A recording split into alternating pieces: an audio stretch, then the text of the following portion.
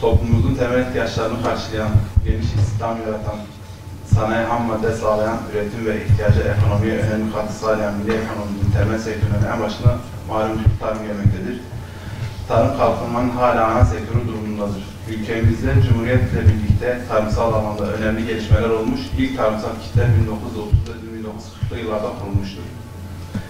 Özellikle ülkemizin tarımsal potansiyelinin değerlendirilmesi üzerinde tarım kredi kooperatifleri, et barut kurumları gibi kurumlar ülkemizin farklı bölgelerine konumlandırılarak buradaki tarımsal potansiyel ön plana çıkarılmıştır. Tarımsal öğretimde 177 yıllık köklü bir tarihsel geçmişe sahip bir meslek grubu olarak ülkemizde sayıları yaklaşık 2.300.000 dolayında olan çiftçilerimize ülke tarımına ve ekonomisine hizmet etmenin haklı gururunu yaşıyoruz. Tarım ve insanın beslenme ihtiyaçlarının karşılanmasının yanı sıra tarıma dayalı sanayinin ham maddesi olması ve dışa bağımlılığın önlenmesi gibi yüce bir hedefe hizmet eden her sektörüdür. 177 yıl öncesine kadar ekstantif yöntemlerle yapılan tarım, 177 yıl önce bugün kurulan Mektebi Ziraat Şahane ile bilime dayalı modern tarıma geçilmiş. Lozan Anlaşması ile Türkiye Cumhuriyeti'ne devredilen borçlar yine tarımda atılan önemli adımlarla hafifletilmiş. Bu dönemde 3 beyaz projesiyle un, şeker, pamuğa yönelmiş ve bu alanda fabrikalar kurulmuştur. Tarım sektörü insanlığın beslenmesinde, sanayi ham madde temininde, kırsal ve kentsel istihdam artışında ve dış ticarette ülkemize döviz kazandıran önemli bir rol oynamakta ve en önemli sektörlerin başında gelmektedir. Ancak yine bilindiği üzere nüfus artışları, gıdaya erişimde yaşanan ciddi zorluklar, iklim değişikliği, kısıtlı olan doğal kaynakların azalması ve etkin kullanılmayışı sektörün geleceği üzerinde önemli riskler yaratmaktadır. Türkiye tarım sektörü son 100 yılda önemli mesafeler kat etmiştir. Tarımsal üretim için gerekli doğal kaynaklar üzerinde baskıların artışı, gıda güvenliği risklerini ve kaygılarını da artırmaktadır. Bu süreçte tarım sektöründe verim ve kalite artışının önemi gittikçe artmakta ve tarıma yönelik etkin politikaların çok daha önemli olduğu herkes tarafından bilinmektedir. Ülkelerin kalkınma stratejileri içerisinde bilim ve teknolojinin önemi, içerisinde bulunduğumuz 21. yüzyılda giderek artış göstermektedir. Ülke kalkınmasının temel koşullarının başında ise çağın gereklerine uygun bir eğitim-öğretim gelmektedir.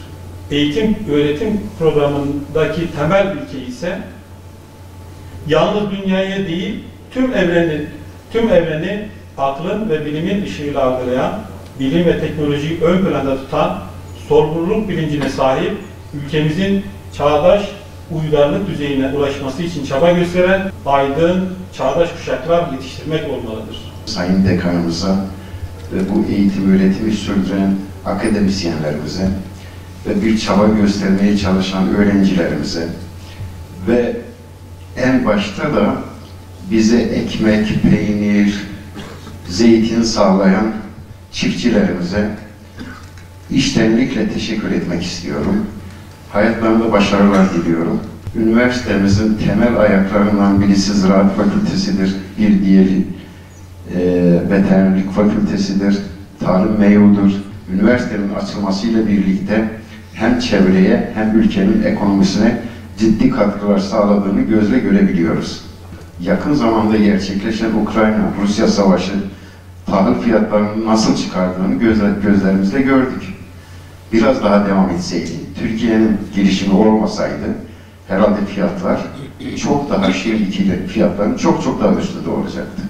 Böyle düşündüğümüz zaman gerçekten tarımın ve hayvancılığın insan hayatında, daha doğrusu insan neslinin devamında çok önemli bir yere sahip olduğunu görüyoruz.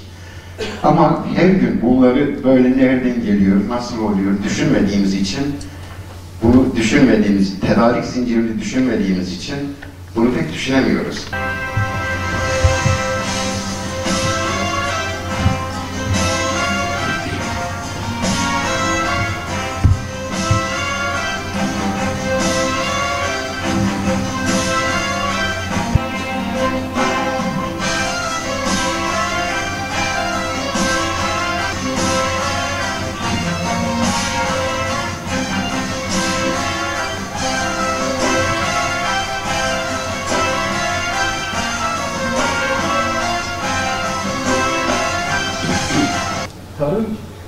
ilk defa Neolitik devrim dediğimiz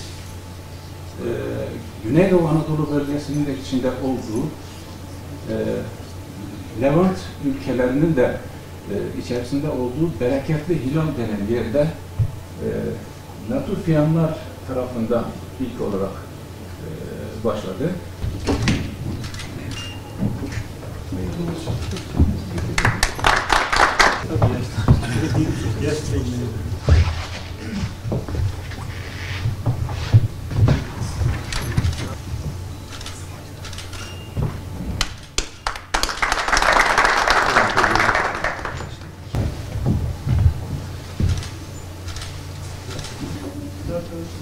Ya öğrenciler gelsin ya. Öğrenciler.